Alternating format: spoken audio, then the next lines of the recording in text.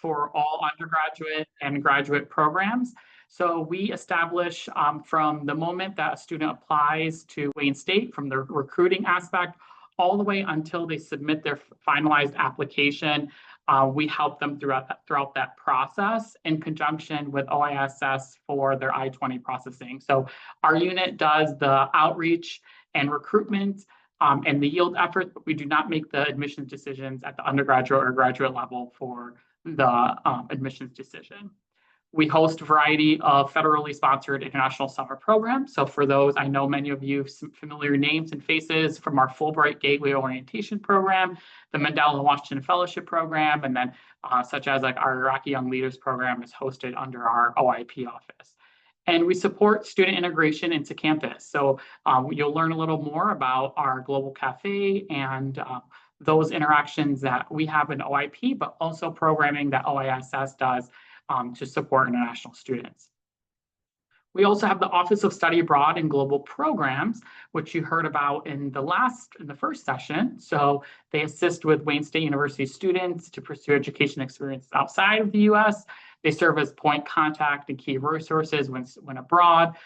We also have COIL program, which is the Collaborative Online International Learning Experience, and that is for faculty who don't necessarily want to travel abroad just yet. So they have a virtual exchange between classes, and then they're with one institution and another, and they're able to come together at some point in the year for their students to meet. The English Language Institute, which you'll hear from more about later from Zane, it offers an intensive program for non-native English speakers. A student is able to have conditional admission for a master's program and complete 2 semesters to have their English language proficiency score waived. And then OISS, which is the Office of International Students and Scholars, which you'll hear a lot from Kelly, receive and support students academically throughout Metro Detroit, help incoming students navigate immigration.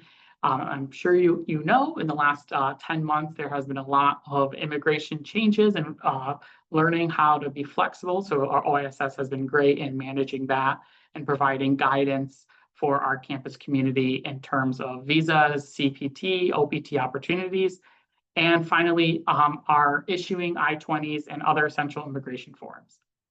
Last but not least is the Office of Fellowships. So I know you heard about this in the first session, but they support Wayne State students and faculty seeking fellowships for international research and travel. So Office of Fellowships was established a few years ago. So it helps students apply for like Rhodes Scholar, Marshall, Fulbright, but it also helps faculty support for any type of scholarly research abroad.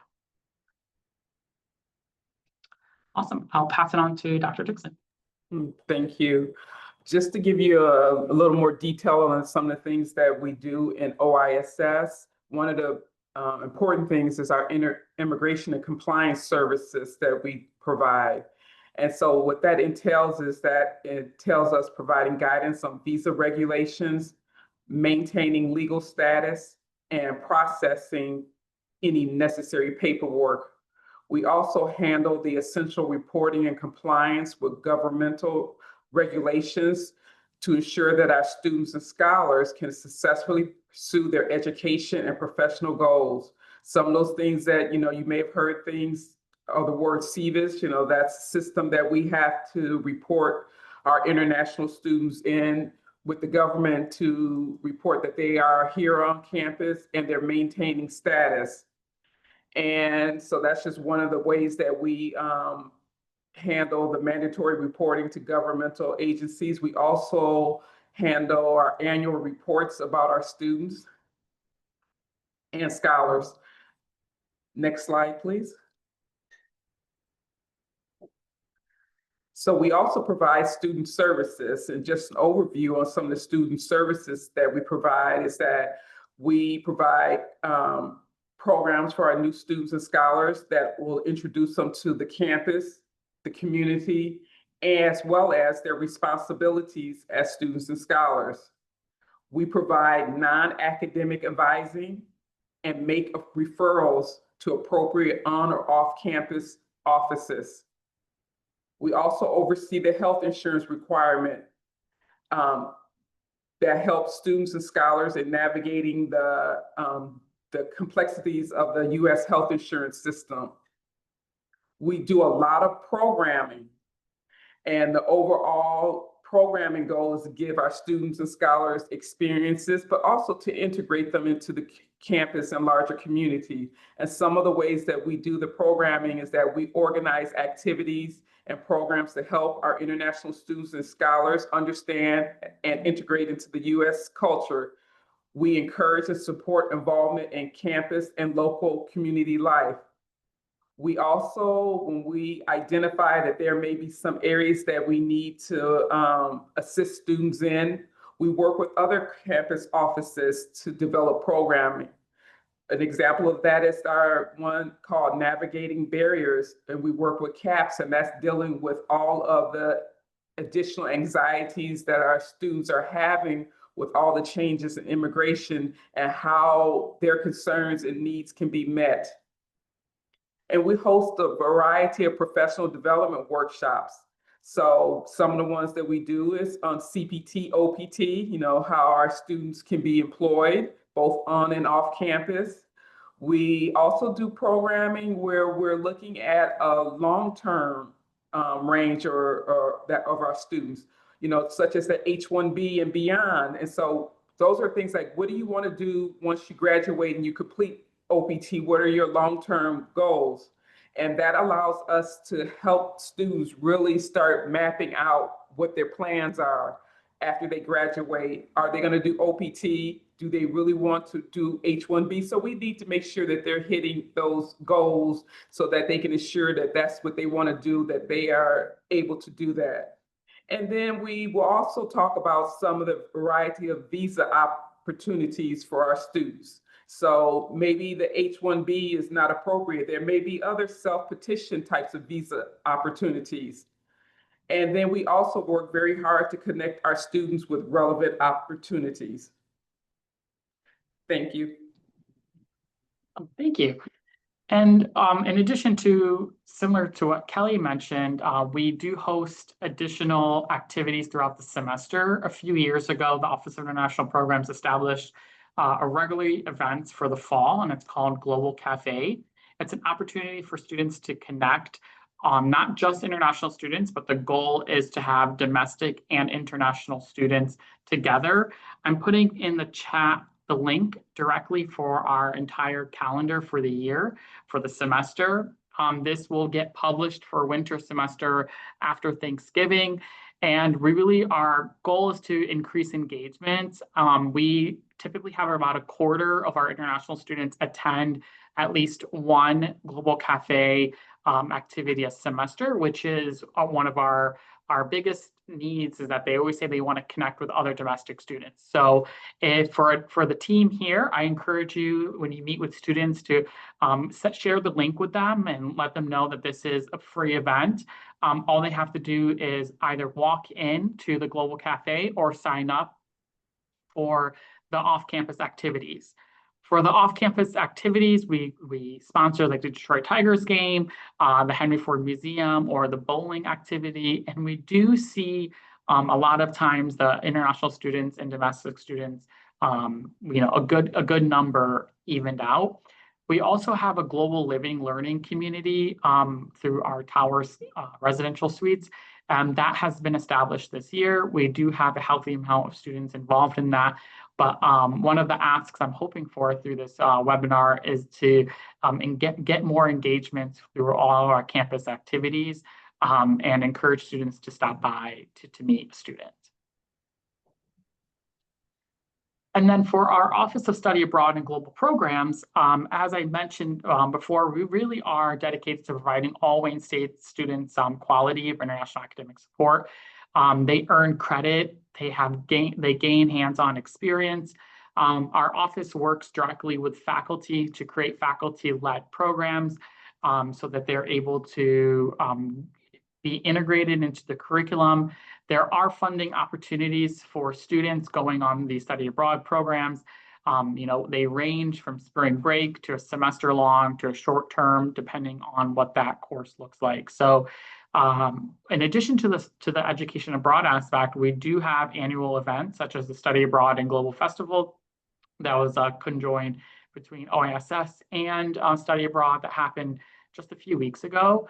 And it's a celebration of cultures, and you're able to learn more about the program and other funding opportunities. And finally, what's housed in our Education Abroad, Study Abroad office is Junior Year in Munich. This is one of the oldest study abroad programs in Germany, and it's been hosted since 1953. It's been sponsored by Wayne State since 1953, and we are affiliated with one of the top ranked institutions in Munich. So when I traveled and was able to visit the campus, they essentially equate it to in Germany as like the Harvard of Germany, which is LMU. So we have over 4,500 alum through JYM, and JYM is a one-year study abroad program in Munich that is really Wayne State led, and we have different affiliations for institutions. Wonderful. Zane? Yeah, and I'll take a moment to talk about our English Language Institute. And so we are one of the few remaining kind of universities that still offer ESL courses in this for credit in this pathway to academic courses here at Wayne State. So we prioritize teaching non-native speakers of English from all over the world, with goals including improving students' listening, speaking, pronunciation, reading, writing, grammar in a natural and integrated way, using curriculum based on the Common European Framework of Reference. And so, as mentioned earlier, graduate applicants, primarily for master's programs, may apply for conditional admission to the university, to their degree program, pending departmental approval.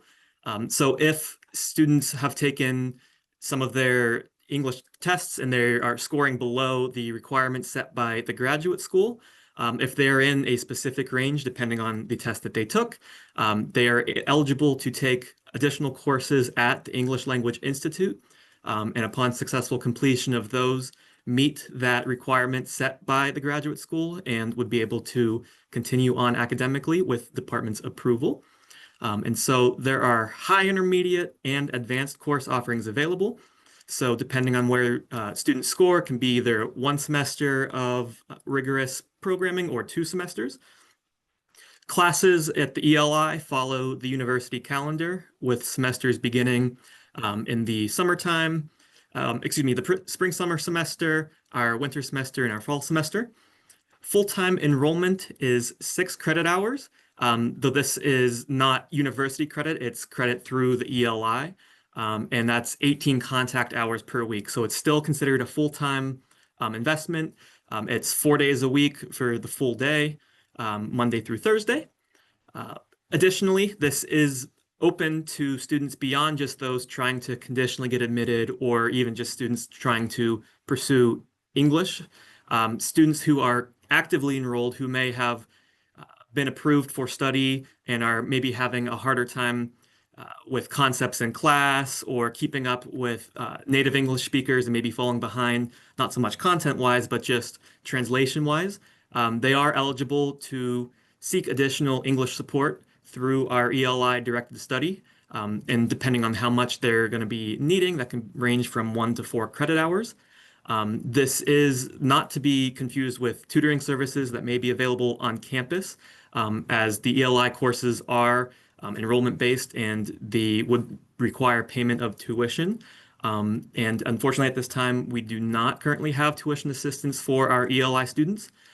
So a lot of them will be coming here, kind of paying out of pocket to get that set, or through other sponsorship.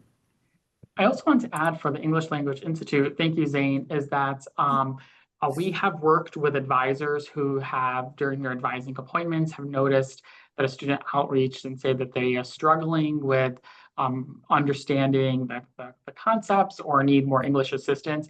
Students can be academically enrolled in both ELI as well as their academic program.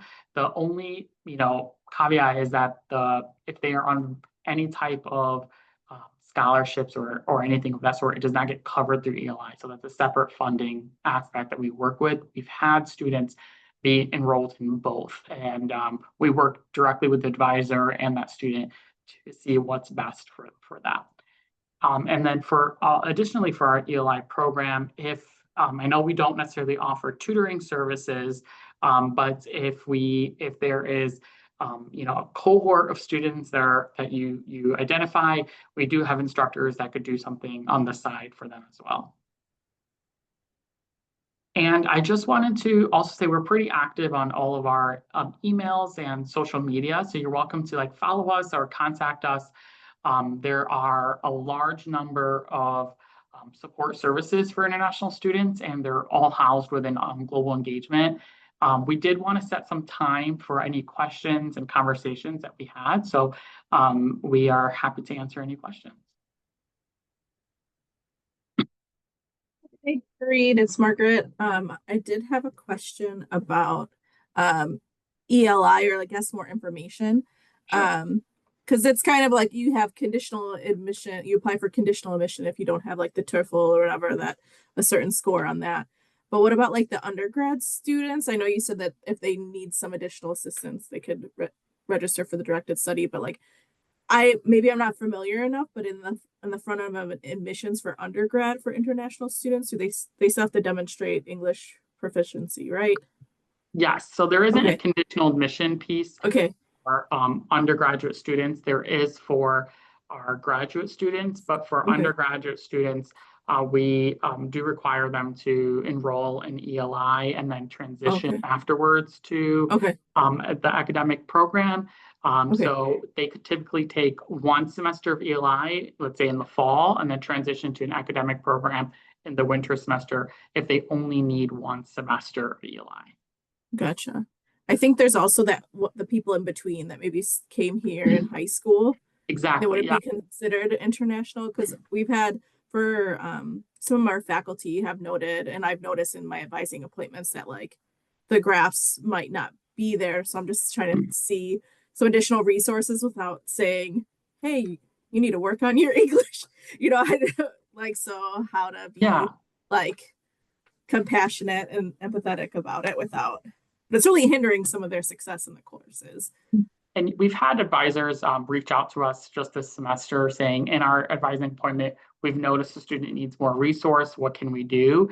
And we reach out directly to that student, and we have that conversation with them about it. So if you're not necessarily, if an advisor is not comfortable reaching out or having that conversation, we can as well from our perspective.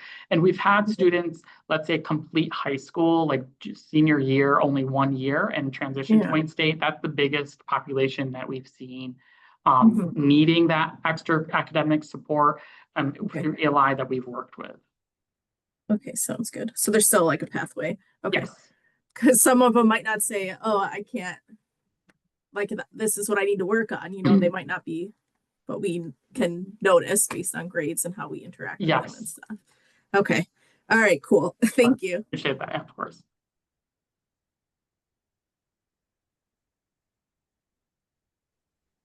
Any other questions, Amanda?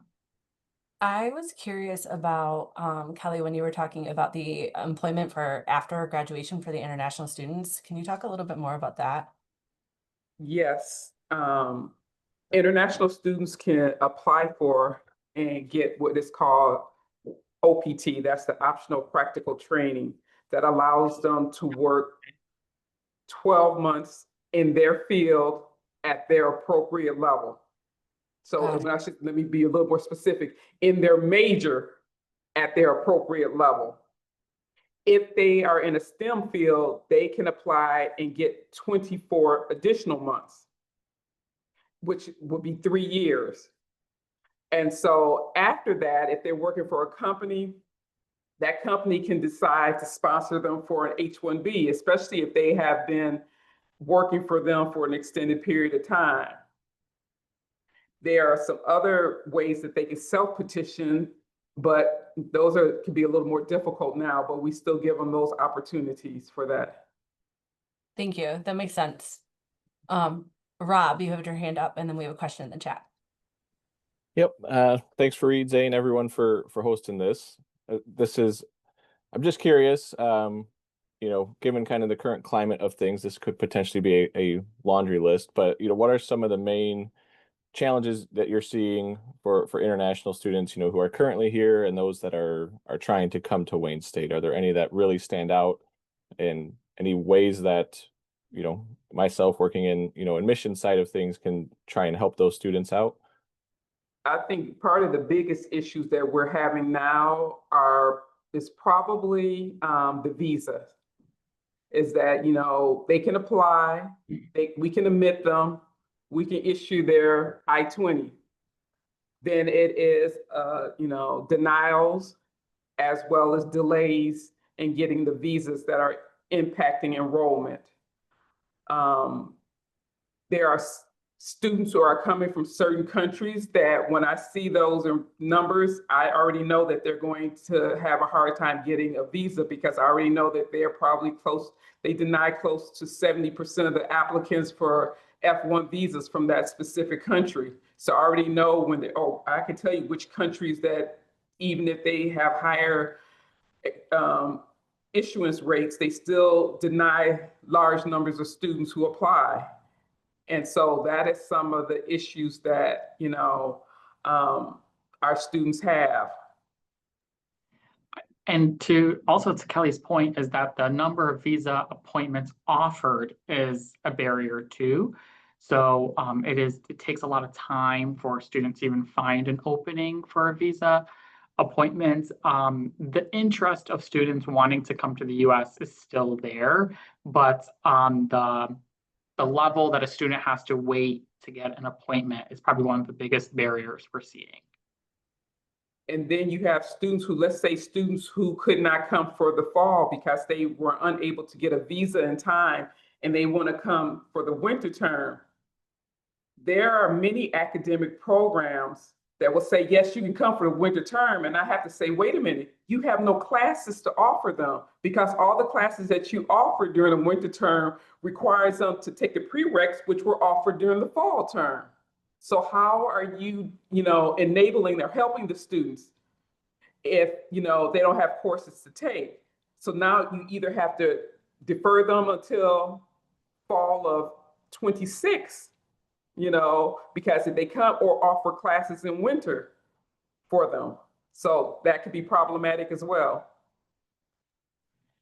I also think one other aspect to it is, I think that people have this myth or notion that a lot of international students love to take fully online courses, and that's actually not necessarily the full truth. So the more in-person classes that programs are able to offer, the better. There are visa regulations for how many credits and for hybrid and online. So I would say to make sure to advocate in your programs, if you're able to, for more in-person classes, because we have found that once a student is here, sometimes it's hard for them even to get to full-time load with being fully in person. There's a question, I'm going to direct it to Kelly. It says, what are the guidelines for international students taking classes at other colleges? Are there a certain number of credits allowed at other institutions? Okay, they can take classes at other universities as long as they are an SEVP school. And that means that they have been approved by the government to issue I-20s. So they have that ability. The other thing is that they have to take at least half of their credits at Wayne State. So if they're an undergraduate student and 12 credit hours is full time, they have to take at least 7 hours with us, or 6.5. If we have any half credit, they have to take at least half the credit hours. If they want to take more credit hours at that other institution and then Wayne State, we will do what is called transferring their I-20 to that institution. So that institution then becomes responsible for them maintaining status instead of us. And then they could take, courses at Wayne State as well. So it just depends on, how they just have to take the majority of their courses at Wayne State.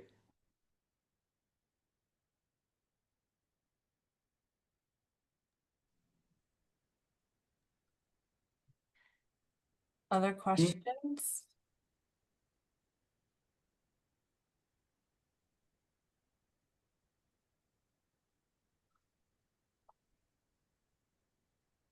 We also work with schools and colleges to ensure like our communication, especially in terms of the admissions piece, is outlined and targeted. So we work closely with like engineering and business and class to make sure when we're sending out messaging to international students, their school and colleges either are sending it later or around the same time, or the messaging. So if you are directing your own communication to international students and you would like us to partner and see what that looks like, feel free to reach out directly to Zane. So he handles our communication for admissions. Great. Any other questions for Fareed or Kelly or Zane?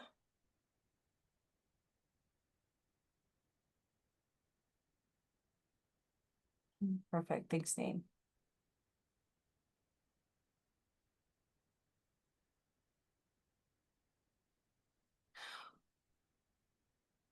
Oh, just saying hi. Well, thank you so much to Fareed and Kelly and Zane for this presentation. I think it's a good refresher on the services that we can provide to our international students.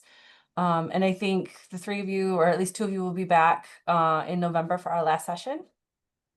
So thank you. Awesome. Well, thank you everyone for coming. We're giving you back 30 minutes of your time, and enjoy the rest of your day. Thank you.